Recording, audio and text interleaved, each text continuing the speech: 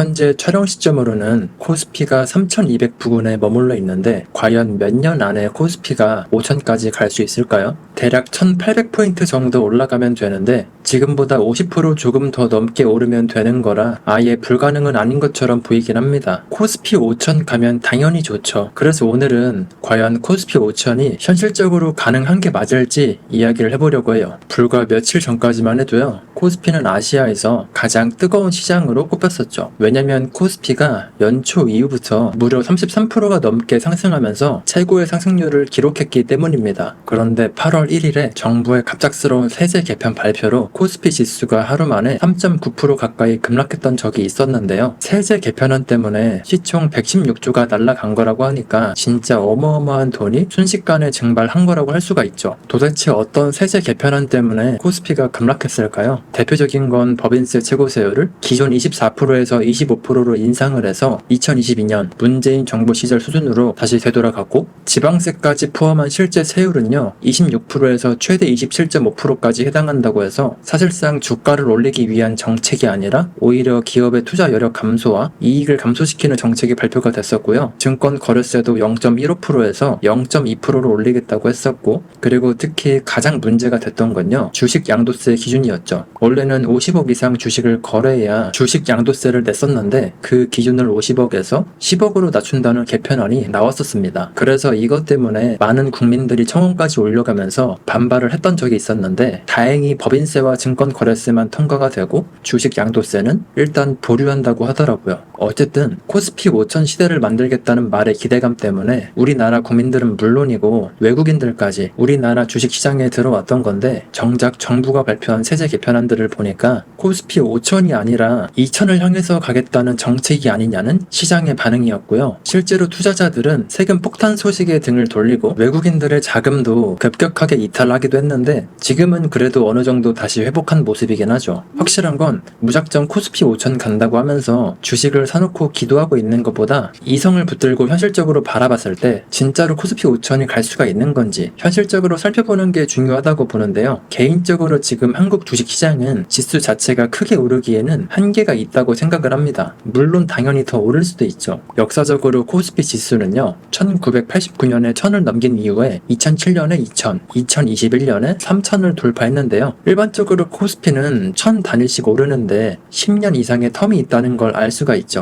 그래서 2021년에 3000을 돌파했으니까 5000까지 가려면 적어도 20년이 필요하다는 그런 계산이 나오는데, 현재 3000 초반대인 지수를 몇 년 안에 5000까지 끌어올리려면 5년 동안 매년 9%씩 꾸준하게 지수가 상승을 해야 되는 건데, 대부분의 전문가들은 현실적으로 불가능에 가깝다고 말합니다. 왜냐면 10년 단위로 코스피가 1000 단위씩 성장을 했던 건 우리나라 경제가 그만큼 고성장 시기를 거쳤고 그만큼 경쟁력이 있어서 가능했던 건데, 반면에 지금 우리나라 기업 환경이 예전 같지가 않기 때문이죠. 지수가 오르려면 이론적으로 봤을 때 결국 기업들의 이익이 늘어야 되는데요. 하지만 최근 한국 경제는 수출 부진과 더불어서 한국 기업들이 세계 기업들과의 경쟁에서 점점 경쟁력을 잃어가는 것이 생기고 있습니다. 물론 오히려 잘 되는 기업도 있지만 전체적인 흐름으로 봤을 때는 밀리고 있는 것들이 있다는 거죠. 그리고 고금리와 더불어서 경기 둔화 때문에 내수도 위축이 되고, 최근에는 노란 봉투법 같은 법안도 발의가 되면서 점점 기업을 운영하기가 쉽지가 않은 그런 환경이 되어가고 있다는 것도 문제이기도 하죠. 그리고 예전부터 한국 주식은요 만성적인 저평가에 시달려 왔는데요. 글로벌 투자자들은 이거를 코리아 디스카운트라고 부르기도 하는데, 코리아 디스카운트의 가장 큰 이유는 취약한 기업 지배구조와 낮은 주주 환원 시스템을 지적하고 있죠. 그들이 바라보는 시점에서 한국의 대기업들은 재벌 총수 일가의 지배력이 강한 편이고 이사회들의 독립성도 부족해서 소액 주주들의 보호가 미흡하다는 평가를 받고 있는데요. 해외 펀드 매니저들도요, 한국은 지난 10년 동안 기업 거버넌스가 엉망이라고 할 정도였죠. 그렇다 보니까 현재 한국 증시의 평균 주가 수익 비율은 10배 정도로 아시아 주요국 가운데서 최저 수준인데, 기업들의 이익 대비해서 주가가 싸게 거래되니까 아무리 기업들이 이익을 내더라도 그만큼 지수가 쉽게 상승하지 못하는 구조가 현재 한국의 주식시장의 구조적인 문제점 중에 하나라는 거죠. 특히 물적 분할이나 중복 상장 같은 꼼수로 기존 주주들의 가치를 희석시키는 일도 많아서, 그래서 한국의 주식시장은 투자자들의 신뢰를 얻지 못하는 지경까지 이르기도 했죠. 요즘 제 주변에 주식하는 사람들만 봐도요, 국내 주식보다는 다 미국 주식을 하고 있던데 그만큼 한국의 주식시장에 얼마나 사람들이 신뢰가 없는 상태인지 잘 알 수가 있습니다. 그런데 정부는요, 말로는 코스피 5천 간다고 하면서 결국의 행동은 세수 확보 수단으로 보고 있다는 게 최근에 드러났죠. 영상 초반에 말씀드렸던 대주주 양도세 강화 정책처럼 정부는 시장 상황이나 여론에 따라서 정책을 이랬다가 저랬다가 여러 번 반복해 왔습니다. 그래서 여론이 정말 중요하다고 생각해요. 지난 10년 동안 주가가 조금 오른다 싶으면 세금을 바로 올려버리고 시장이 침체가 되면 풀어주는 일이 반복이 됐는데, 이런 식으로 정부가 이랬다가 저랬다가 하면 당연히 신뢰만 떨어지고 아예 주식 투자를 안 하는 방향으로 가는 사람들이 많아질 수밖에 없겠죠. 그리고 이런 것뿐만 아니라 정치적으로 인기를 얻기 위한 공약도 문제입니다. 코스피 5천 같은 장밋빛 목표를 내세우지만 실질적으로 뒷받침하기보다는 그냥 표심 얻기에 그치는 경우가 많으니까요. 주식이라는 건 당장의 실적도 어느 정도 중요하지만 미래의 기대감이 선반영되는 시장이잖아요. 근데 정부가 하는 말을 믿고 주식을 사놨더니 청개구리처럼 갑자기 말 바꾸고 이래버리면 결국에 소중한 내 돈을 날리는 거니까, 정치인들이 하는 말을 믿는 게 아니라 정치인들이 하는 행동을 믿는 게 그게 더 정답에 가깝다고 저는 생각하거든요.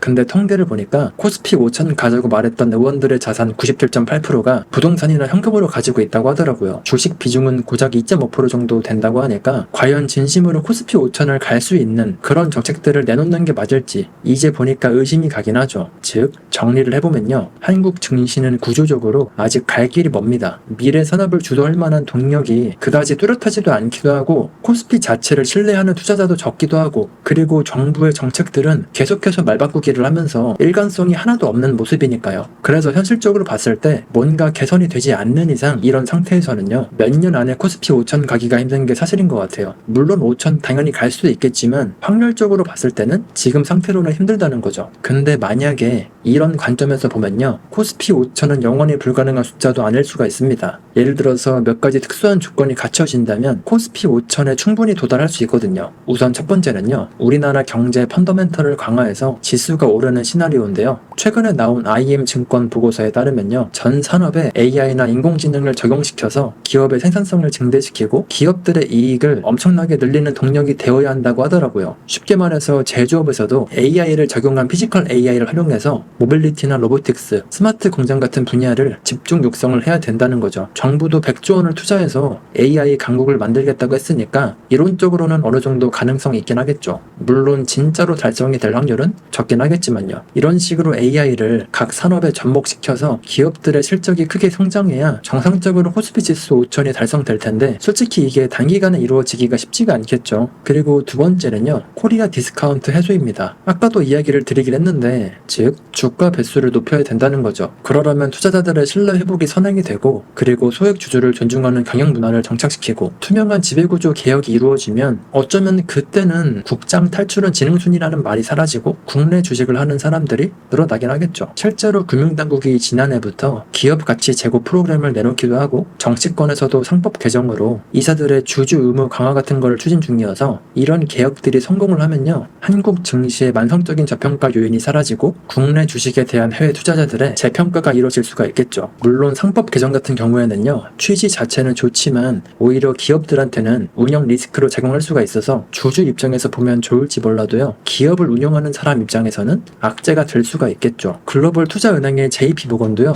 만약 한국에서 기업 지배구조 개혁이 탄력을 받으면 코스피가 현재 수준에서 2년간 약 50% 이상 상승해서 코스피 5천까지 오를 수 있다라고 말하기도 했는데요. 과연 계획한 대로 잘 되는지 시간이 지나 봐야 알 수가 있겠죠. 하지만 냉정하게 생각을 해보면요, 이런 장밋빛 시나리오는 달성이 쉽지가 않다는 문제가 있습니다. 결국에 다시 원점으로 돌아오면 현재 한국 시장은 그 조건들을 아직 충족하지 못하고 있으니까요. 개혁 의지가 있다고 해도 극소수에 불과하고요. 만약에 된다고 하더라도요, 진짜로 실현까지는 갈 길이 멀고, 그리고 AI나 인공지능을 활용한 신산업에서도요, 그렇다 할 확실한 성과를 낸 것이 없으니까요. 그래서 지금 시점에서 봤을 때는요, 몇 년 안에 코스피 5천이 될 확률은 10%도 안 되지 않을까 싶습니다. 그리고 이런 것들 말고도요, 코스피 5천에 갈 수 있는 두 번째 시나리오도 있는데요. 바로 한국의 원화 가치가 떨어져서 코스피 지수가 오르는 상황입니다. 즉, 심각한 인플레이션이나 통화 가치 하락으로 겉으로 보이는 지수만 오르는 경우인 거죠. 보통 물가가 폭등하고 화폐 가치가 폭락하면서 나라 경제가 망가졌지만 주가는 폭등했던 사례는요, 다른 나라들을 보면 알 수가 있습니다. 대표적인 사례가 아르헨티나랑 바로 베네수엘라인데요. 아르헨티나는 몇 년 전에 경제 위기를 겪으면서 페소화 가치가 급락하니까 주식시장 지수가 폭등했던 적이 있었는데요. 겉보기에는 경제 대호황 같았지만 현지 통화 기준으로 지수 상승은 페소 평가 절하 효과일 뿐이었다고 하죠. 그래서 페소가 아니라 달러 기준 통화로 주가 지수를 환산하면 주가의 상승폭은 크게 줄거나 그렇게 유의미하지 않았다고 합니다. 그리고 아르헨티나 말고도요, 더 극단적인 예시는 바로 베네수엘라인데요. 하이퍼 인플레이션에 빠진 베네수엘라에서는요, 돈의 가치가 휴지 조각이 되니까 부자들이 현금을 주식이나 달러로 바꿔서 보관을 했는데요. 그 결과로 카라카스 증시 지수는요, 1년 사이에 무려 73,000%가 넘게 폭등을 했었습니다. 겉으로 보기에는 엄청나게 상승한 것처럼 보이지만 같은 기간에 물가가 46,000% 이상 폭등했기 때문에 사실상 화폐 가치 하락을 겨우 쫓아간 정도에 불과했죠. 말 그대로 돈의 가치가 없으니까 현금 대신에 주식을 들고 있었던 거죠. 그래서 이런 사례들을 보면요, 기업들의 실적이 전혀 좋아지지 않아도 화폐 가치가 폭락하면서 주가 지수가 오를 수 있다는 걸 알 수가 있는데요. 그럴 가능성은 정말 극소수에 불과하겠지만 진짜 최악의 경우에도 코스피 5천도 언젠가는